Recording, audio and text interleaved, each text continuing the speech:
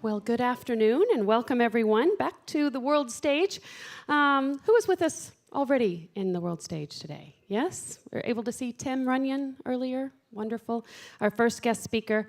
And now we have our second guest speaker that will be with us the entire voyage as well. And he will be alternating with Tim in different spots each and every day.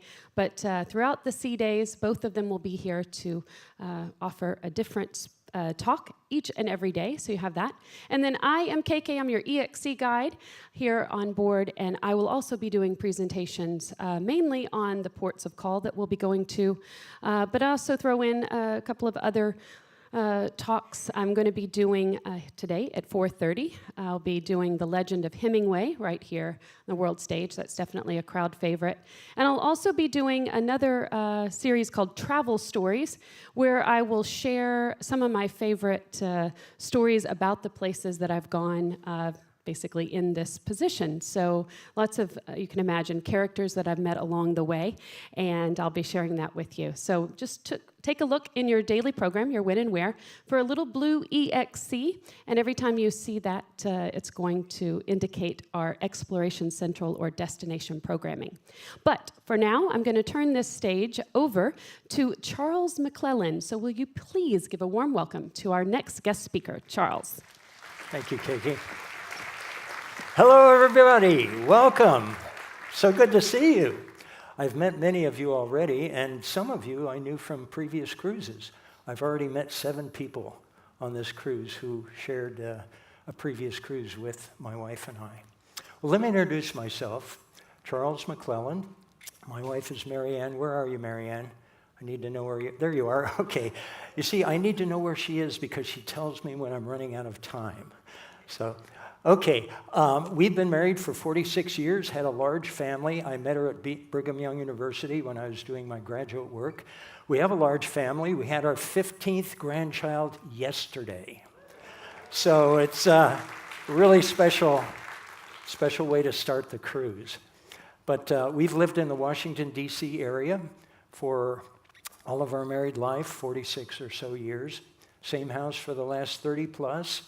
And I've held a number of positions in Washington, D.C. My current position, I'm sort of retired at this point, but I am an adjunct professor at Georgetown University. So I'm delighted to be with you. I started lecturing for Holland America about, 10 years or so ago. I told them that I grew up in the Panama Canal Zone and could you use a lecture for your trans-canal cruises, and they said yes. And so I've been on about 8 or 9 of those. But my wife and I really enjoy being with Holland America Line. This is our first time on the Koningsdam. So we're delighted to be with you here today. And my wife actually was the one who came up with the title for this talk. I was trying to think of something that would really grab you and get you into the theater. And did you sort of expect something like out of the Twilight Zone, they ruled the world? But actually, it's not about the Twilight Zone, aliens coming to take over the world, but rather about the domination of the Europeans. And we're all familiar with Cortez's conquest of the Aztecs, and in fact, my next lecture will be on that very topic. But how was it that such a small band of soldiers, 1,400 soldiers, were able to overcome an Aztec army of 300,000? And that was 1521, and just a few years later, like within the next 10 years, Pizarro was able to overcome the Inca with just 160 foot soldiers and 62 horsemen, an army of 75,000. How were they able to do that? Well, they had steel swords, lances, and daggers, body armor and steel helmets, and horses and so forth. Of course, that's how they were able to overcome them. But have you ever asked yourself the question, how is it that they were the ones who ended up with the steel swords and lances and daggers and so forth? And that's what we're going to talk about today. What made it possible for the European nations to dominate and conquer most of the known world? Actually, the topic is even deeper than that. I'm going to give you a history of the world in the next 30 minutes. So hang on. The real question underlying that question is, why did human development proceed at such different rates on the different continents? Have you ever asked yourself that question? Why is it that there are certain developed countries and certain countries that are still developing? What was it that differentiated the rates of development in different parts of the world? Developing world, developed world. Well, a fellow by the name of Jared Diamond, who I'll be quoting quite a bit in this lecture today, wrote that the history followed different courses for different people because of differences among people's environments, not because of biological differences among people themselves. So it wasn't racial superiority. It wasn't the DNA of certain populations. It was the environment of those populations that caused history to unfold the way it did. Jared Diamond wrote this book, Guns, Germs and Steel. It was published in 1997, I believe. Just a remarkable book. And when I read it, I said to myself, I really, really want to understand this more. I want to develop a talk on this particular subject. And so today is the first time I have presented this lecture. And I must say I worked harder on it than any of my other 15 or 20 lectures. But it has been the most interesting and rewarding experience. Diamond was doing some field research in New Guinea. And he met this fellow, Yali. And Yali asked him the question, why is it that you white people developed so much cargo and brought it to New Guinea, but we black people had little cargo of our own? Well, let me explain to you. He meant, why did wealth and power become so unevenly distributed in the world? Well, let's start way back at the beginning of human history, about approximately 200,000 years ago. And we, Homo sapiens and other species as well, originated in Africa in the Rift Valley, I believe. And as you can see from the map, gradually over the millennia, from 200,000 years ago forward, spread out throughout the world. So we all shared this common ancestry, this common DNA database, but throughout the world, wherever Homo sapiens ended up, they were all generally equal in terms of their development at that point in time. They were all hunters and gatherers. In other words, all the food that they would eat were food that they were able to pick from wild plants or from animals that they had killed. And so that was their mode of survival. It was a day-to-day kind of existence. The world climate suddenly changed approximately 9,000 BC. That was the end of the last ice age. And for the first time in history, people began to cultivate food rather than go out into the wild and hope that you can find a blackberry bush or a wild animal to kill. They were able to begin cultivating food for the very first time. And it was, in addition to the climate change at that point in time, what was going on that caused that evolution to occur? Well, a lot of animals had been killed off by that point in time. The availability of food on the hoof, going out hunting, was really not nearly as fruitful an experience as it had been before. And then also, coincidentally, at approximately that same period of time, and it did help that it was the end of the Ice Age, new processes began to be developed to collect, process, and store food. And that was a major, major change in the course of history. How many of you have vegetable gardens or have had vegetable gardens in the past? Okay, quite a few of you. I also, for more than 40 years, have been growing vegetables in my backyard. So I think that these next few slides, those of you who have been gardeners perhaps will really relate to this. What kind of plants do we grow? Well, plants whose seeds germinate. Some seeds don't germinate very easily. And therefore, you can plant a whole bed of them, and very few will come up. So high germination rate, large, easy-to-sow seeds. The larger the diameter of the seed, easier it is to sow it properly. A short growing season, a growing season that's relatively short, so that you don't have killing frosts before your plant is able to provide its harvest. A harvested crop that was easy to store. This was very important. Easy to store without the benefit of our current day technologies of refrigeration. Self-pollinating plants. I don't know if you knew this, but some plants have their own reproductive organs within them.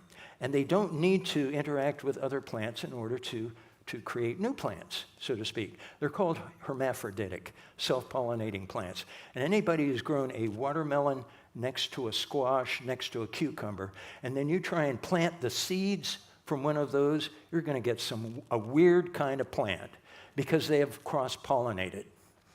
And of course, they were interested in growing plants that would provide them with the greatest amount of nutrition in terms of carbohydrates, various kinds of grains, and also proteins. Beans are very good. Legumes are very good for protein. So in addition to those kinds of characteristics, the fruit that you get from plants, that was certainly a determining factor as they were trying to figure out which ones of these wild plants to domesticate. They wanted plants that had fairly large size in relationship to the wild plant. That's a picture of wild peas there and then domesticated peas. Some plants, they would figure out which ones grew the largest fruits, and they would go with those. Tastiness. Most almond trees are very bitter. The fruit that they bear is very bitter. They were able to select out the almond trees that had the sweeter fruits. And certainly the ratio of seed or non-edible part of the plant to the edible part of the plant is a very interesting, very important consideration as well. Squash and pumpkins, you get a whole lot of edible material there and very little that's not edible. Oily seeds, oil was very important, of course, to their diets. And also they were able to start growing plants that would provide them with cloth and to enable them to clothe themselves. Now, do you recognize the wild plant on the left at the top there? How many of you recognize it? Nobody. Carrots. And the one at the bottom, squash. How about that one? Bananas, corn. Our ancient ancestors went out into the wild and identified these various wild plants and gradually were able to figure out which ones would provide them with the best return on their investment, so to speak. And so it was that they were able over a period of time to develop a set of plants that they could grow over and over again, year after year, decade after decade, and generation after generation, to the point where now these dozen plants comprise 80% of the annual tonnage of food crops in the world. And all of these had ancient wild ancestors that were domesticated. A Diamond quote, "Our failure to domesticate even a single major new food plant in modern times suggests that the ancient peoples really may have explored virtually all useful wild plants and domesticated all the ones worth domesticating." There aren't any more wild plants out there to domesticate that are worth domesticating. Our ancestors were able to identify them all. Not only did they start to domesticate plants for food purposes and clothing, but also animals. There's the definition of domestication. Animals selectively bred in captivity for use by humans who control the animal's breeding and food supply. And so those are 4 of the earliest animals that were domesticated because they provided an additional source of protein, milk and milk products, clothing and blankets. And in addition, some additional benefits of the domestication of animals. Means of transportation. With horses, they were able to go long distances far faster than they ever had in history before that. And various other kinds of animals provided that kind of benefit. Military superiority. It wasn't until the First World War that cavalry became irrelevant to the outcome of a battle. So it's just been within the last 100 years that military superiority with horses ceased to be important. But for all of those millennia, it was very important. Of course, some of these animals could pull plows, and therefore they were able to till their land more, and manure became their first fertilizer, a very, very important source of fertilization for the plants that they were growing. Now, before I go any further in terms of this slide, let's differentiate between what it means to tame an animal and what it means to domesticate an animal. Can you domesticate a grizzly bear? No. Can you tame one? Yes. And so really the difference is taming an animal is an one-by-one kind of thing. Each animal, you spend a lot of time working with them to gradually get them to the point of being able to interact with mankind. Domestication, on the other hand, is one and done. If you have an animal that's domesticated, it will reproduce, and you don't have to tame it individually.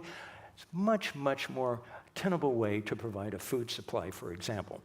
Now, according to Diamond, in order to domesticate an animal, it needed to have all of these characteristics, every single one of them. And if it was lacking even one of them, it could not be domesticated.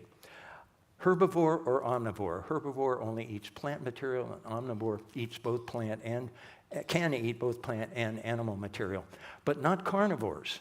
Carnivores such as that cheetah up in the right-hand corner cannot be domesticated. Able to breed in captivity, rapid growth rate. You wouldn't want to domesticate an animal that you had to keep feeding for 20 years before you could eat it. So obviously, they wanted to have animals that grew up fairly quickly. I think that pigs, generally speaking, are ready for the market in just a matter of months, less than a year. Don't have a nasty disposition. Okay. Let's see, I forgot to mention the rapid growth rate elephants. It takes them 20 years before they can be used, the Indian elephants, for the various kinds of things that they're used for. Nasty disposition, the example that a lot of people use are zebras. Did you know that zebras kill or maim more zookeepers than lions every year? They are one nasty kind of animal. Don't have a tendency to panic in pens, deer, antelope, animals of that nature. And a social structure, live in herds with well-developed dominance, hierarchy, and non-territorial. Now, based on what I've just said, are cats domesticated? I don't think so. They're tamed. I don't know. You cat lovers may want to talk to me afterwards. Okay.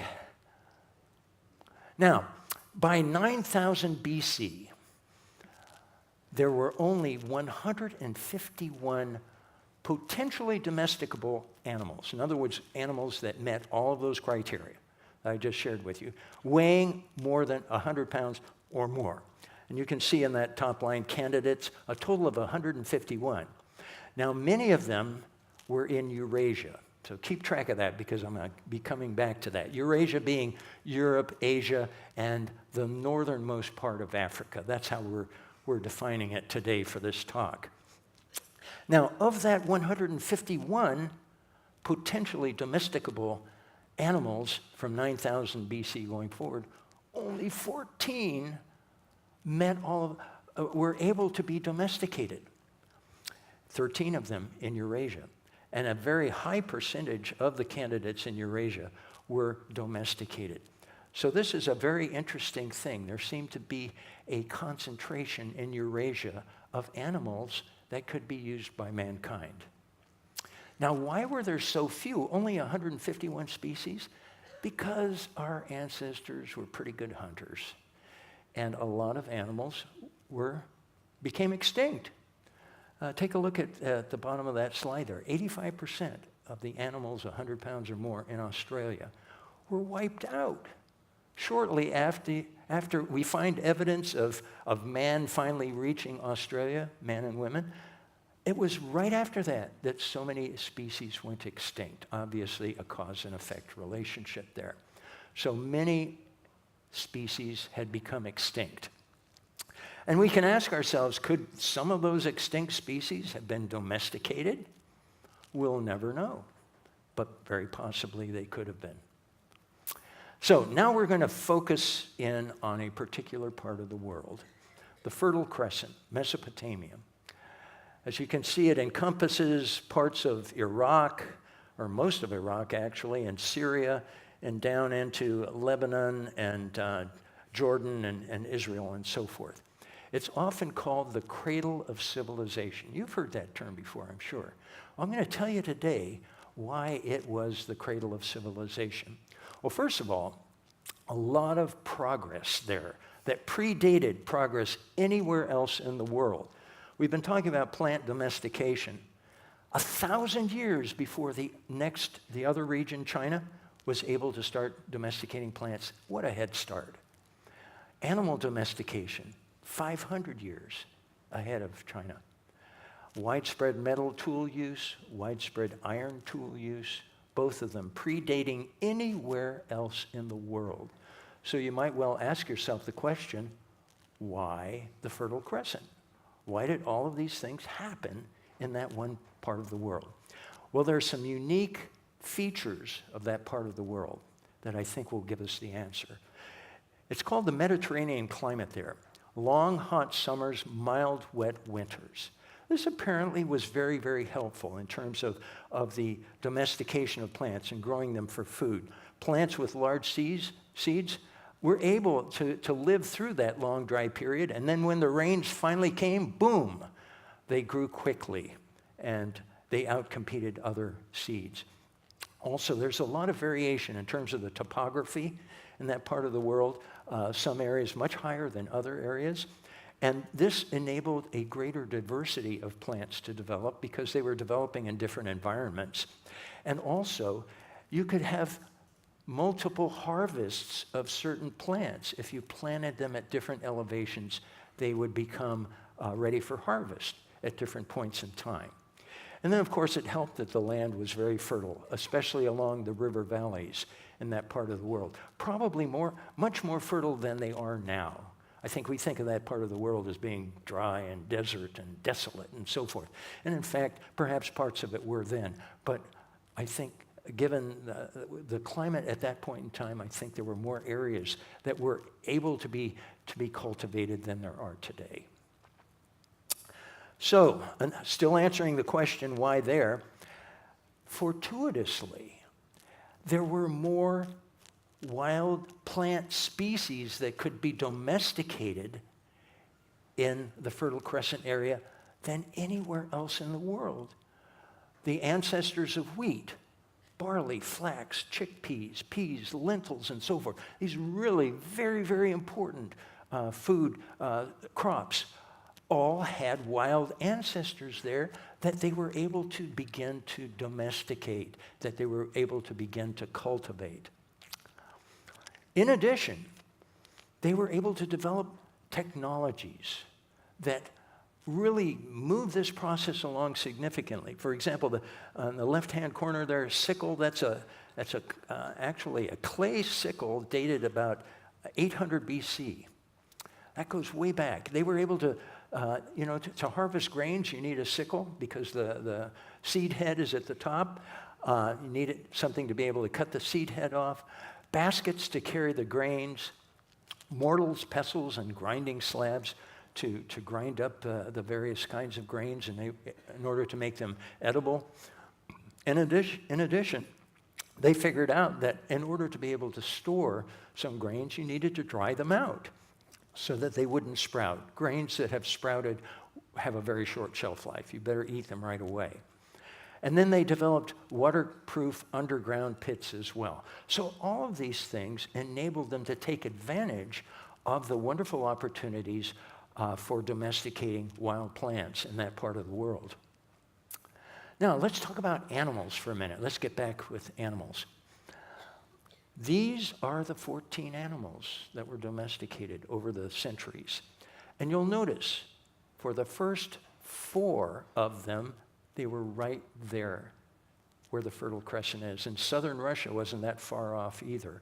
And so those 4 of the most, arguably the most important animals in the world in terms of their relationship with mankind, were right there in the Fertile Crescent.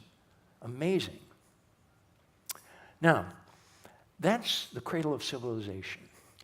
And the point of this particular slide is that domesticated animals and plants tend to move on an east-west axis in terms of the spread of the use of the plants and animals. So why is it? Why is that the case rather than north-south, such as in the Americas and Africa? Because areas that share a common latitude, let's say like Spain, northern Iran, and Japan, they're on the same latitude. They're 4,000 miles apart, but yet they share the same day length, seasonal variation, and generally speaking, similar ranges of temperature and rainfall, much more than any locations 1,000 miles to the north or south of those locations. So it was far easier to migrate these plants and these animals along an east-west axis rather than the north-south axis, such as you would have in the Americas and Africa. Again, it was the geography that was determining how quickly and where domesticated plants and animals spread. And why is that the case? Because for plants, those kinds of things such as day length and seasonal variation determine when seeds germinate, when seedlings grow, and when mature plants are ready for harvest. And so plants that were developed in the Fertile Crescent were very much at home as they spread to the east and to the west of the Fertile Crescent. And here's a picture of Europe. It's a little hard to read, but you'll notice some dates associated with some of the lines: 7,000 BC, 6,000 BC, 5,000 BC. You can see every 1,000 years there was a movement into what we call today Europe, until by 2,500 BC it had reached southern England. By the way, those icons on the map are locations where researchers have found the evidence of Fertile Crescent animals or plants that were originated in the Fertile Crescent, each one of those little marks on the map. So, as a result of these kinds of evolutions, agricultural societies gradually supplanted hunter-gatherers. The return on investment was so much greater. Agriculture and herding yielded 100 to 1,000 times more food per acre. It was so much easier to be stable, to support your family, and so forth. By the way, that's a picture of the storehouses that were created during the Inca Empire. They're just on one of the mountains just above the Sacred Valley. My wife and I took this picture. She took the picture a few years ago when we were visiting Machu Picchu. Those are called colca storehouses. They'd put the grain up on these storehouses because the movement of air from the valley would desiccate, would dry the corn, for example. And also the cooler temperatures were good for storage. Okay, well, surplus food production, as you might imagine, led to a growth in the population. Women who are in one place can bear more children, can rear children to greater ages than ever before, and so surplus food production led to an increase in the population. And then that led to something else too. The more people who you had, and of course the farming was becoming more and more efficient, fewer people had to actually work the land. And so there was surplus labor because there was surplus food, and various types of non-agricultural specializations developed. Professional soldiers, priests, artisans, record keepers. For the first time, I mean, if you're a hunter-gatherer society, you don't have any of those kinds of people in your little band of hunter-gatherers. But as these kinds of changes took place, more and more non-agricultural specializations developed. Speaking of record keeping, that was the last one there, it was in the Fertile Crescent that we have our first evidence of writing in Sumer, which is part of the Fertile Crescent, Mesopotamia. And it was very helpful to keep track. If you have a food surplus, you want to keep records. How much do we have?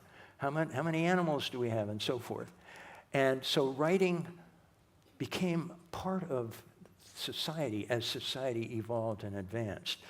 Records were used to collect taxes and by rulers to promulgate myths and propaganda, whatever it was that would keep them in power. So these non-agricultural specialists were able to focus on innovation, technology expansion.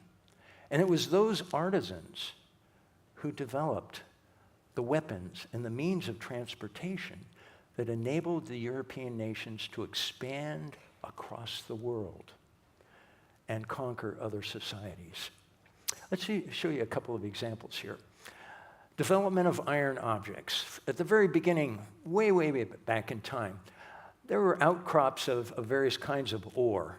And they would see it, and then they'd hammer it. It was malleable. They could shape it into whatever they needed it to be. And as time progressed, they were able, probably as they developed furnaces for pottery, they realized that, hey, we can also start to blend some of these ores together and to create, for example, bronze, which is an alloy of copper and tin. And that was a huge advancement. You can imagine the weapons that were made with bronze were far advanced to any other kind of weapon that was being made at that time. And then with the passage of even more time and the development of high temperature furnaces, they were able, and it really takes a very high temperature to smelt iron, they were beginning to be able to make iron, which of course was a major step above bronze in terms of the strength and the hardness of whatever material, whatever kind of object was created with iron. Now, one of the interesting things, this is an interesting phenomenon, innovation triggers innovation. The more innovation you have, the more innovation you have. Let me give you it's called autocatalysis. And let me share with you an example of using the printing press, an example that I think many of us are familiar with. We've talked about writing, the development of alphabetic scripts. That was certainly a prerequisite to the printing press. Advances in paper technology and movable type. China was able to make those kinds of advances. And of course, they spread out after they left China, and other people adopted them as well. Metallurgical developments, the ability to develop steel for letter punches and lead for molds. They would use even everyday technology, such as an olive press or a wine press. They were able to use that for Gutenberg's printing press. And then he developed, he sort of pulled all of these technologies together. He didn't invent them all, and what he did, he couldn't have done without them. But he was able to develop typecasting from metal dies using all of this available technology, and he printed the first printed book. But he was beholden to all of these other cultures and societies that had made these other innovations before he came along. But innovation breeds innovation. Now, as all of this was happening, as you can imagine, we started off at the very beginning of time with bands of people, these hunter-gatherers. They were nomadic. And as people began to settle down, sedentary agricultural societies, they formed tribes. And then further along, as the more and more people settled down, chiefdoms and states. And you can see the evolution across in terms of the number of people, the settlement pattern. And this had a major impact on the form of government, because with bands, there was really no form of government. Everybody in the tribe would sit down and vote, and that's the way they made their decisions. But as societies grew larger and larger, so did the sophistication and complexity of the governing organization change. And so it evolved to the point where many states were beginning to be created. And as late as 1500 AD, less than 20% of the world area was organized into states run by governments. And of course, 100% of the world is organized that way today. But these political elites that ran the government were able to do so by gaining control of the food production. They, of course, taxation enabled them to embark on their programs and also enrich themselves, I'm sure. And it became sort of a full-time kind of an activity for a large number of people. So these larger sedentary societies gradually evolved to the point of becoming kingdoms, and kingdoms had armies that were able to wage wars of conquest. I think you're beginning to see how all of these things were coming together to enable the European nations to become dominant. So one of the questions you might ask, okay, if the plants and the animals and technology sort of spread on an east-west axis, why was it that China wasn't the source of just as much innovation and strength and so forth and domination in the whole world as were the European nations? Well, Diamond's answer to that question is that in Europe, if you think about the geography of Europe, again, it all gets back to geography. In Europe, you've got a lot of barriers, such as rivers and mountain chains and so forth.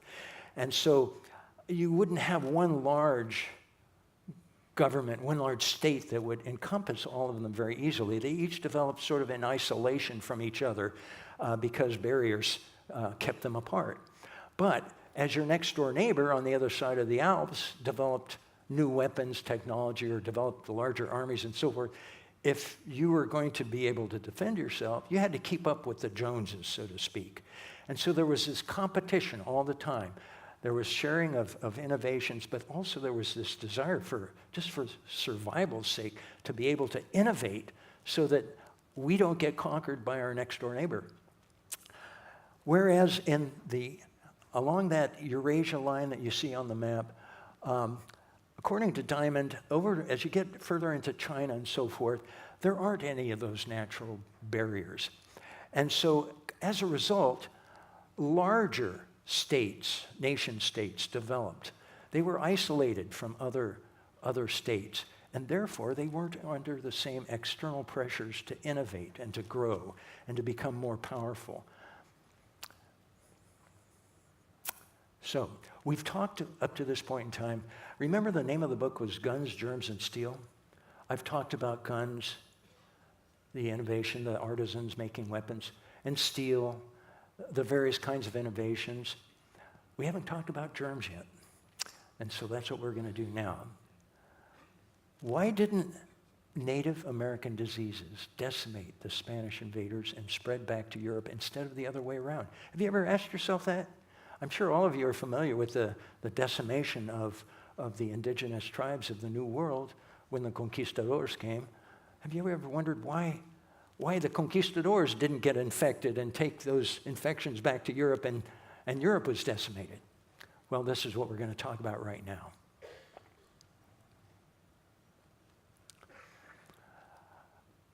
Our animal friends who were domesticated were the sources of these infectious diseases. Only one species in the New World, the llamas, alpacas, they're very, very close, and 13, that's 1 plus 13 is 14, total of 14 domesticated, I was talking about a moment ago, were in the Old World, in Europe and so forth. Most of the major infectious fatal diseases were acquired from domesticated animals. And it especially took off as people became more concentrated in large cities. And they spread like wildfire. And as you can see, measles, tuberculosis, smallpox, flu, pertussis, malaria, and so forth, all originated with domesticated animals. Now, this is the process by which epidemic illnesses evolve in a dense population of human and animals. The disease starts in the animal, and some disease kind of animal form of the disease. That disease then affects man. Man affects man. And those people who are affected, they either die or they develop immunity. And so the people who continue to live have immunity, but they have children. And their children, when they become affected, don't have immunity. So they either die or they develop immunity. and so forth. And the cycle continues on and on and on. And it had been doing that since the first animals were domesticated. And according to Diamond, because of the close proximity to those animals in Europe, virtually everybody who was alive, except the younger children who hadn't been exposed to the disease yet, had developed immunity. Thus it was that European societies acquired a much richer collection of dangerous pathogens to which the European people had acquired immunity than was the case for Native Americans. And so, a very tragic time in the history of the New World started with the arrival of the conquistadors. Smallpox in 1520, when Cortés and his conquistadors landed at Veracruz, one infected slave resulted in an epidemic that initially killed half of the Aztecs. And by 1620, that's 100 years after Cortés had arrived, 20 million were down to 1.6 million. Tragic, just terrible. In the cities and large towns, big ditches were dug from morning to sunset. The priests did nothing but carry the dead bodies and throw them into the ditches. What a sad and tragic time that was. And so it was. Now we're back to Yali's question again. Why is it that you white people developed so much cargo and brought it to New Guinea, but we black people had little cargo of our own? Access to plants and animals that could be domesticated led to this transition from hunting and gathering to agrarian societies, sedentary societies, which of course provided food surpluses, which enabled the growth of populations such as never before. And those large populations developed into nation states with ruling classes and bureaucracies. And the food surpluses also enabled the development of these non-farming specialties, which led to technological innovations, which provided the guns and steel. And the animals, the immunity to animals, animal diseases, they provided the germs, and the nation states provided the armies. And as a result, European nations dominated the world for centuries. Here's an interesting map, folks. Take a look at it. The purple is Europe. The green, all of the green, colonized or controlled by Europe. The sort of turquoise, partial control or influence, European sphere of influence. It looks to me like 95% of the world, or thereabouts. And why was it? Because of guns, germs, and steel. Hope you'll come tomorrow at 11 o'clock. I'm going to share with you the exact experience that Cortés and his armies had when they encountered the Aztecs, and you'll see what actually happened. Thank you for coming.